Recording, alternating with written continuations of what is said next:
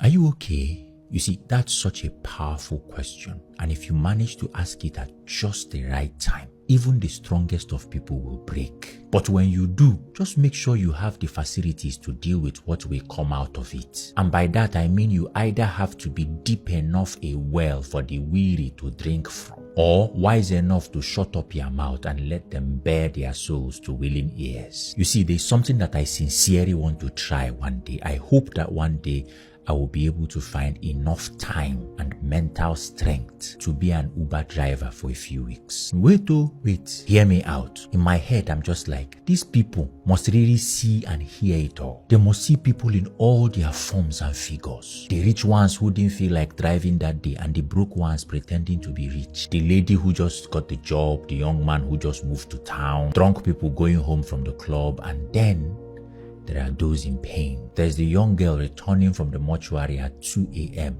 after finally identifying the body of her only brother. There's the mother who's taking her sick 5-year-old back home after their latest round of chemotherapy. Am I going to be alright? Nothing will happen to you, my baby. Ihogam. Nothing will happen to you, but the look on her face tells the whole story. The man who just got laid off. There's the elderly woman, well dressed too. She's returning from the funeral of her husband of 50 years. Not just her first love, her only one. And she's just there in the backseat, clutching a faded photograph of the guy to her chest and singing, "It is well with my soul." Haba, haba. Stuff like that. That's when you will know that there is silence and there is silence. And then somewhere in between that silence, you will hear the muffled groaning.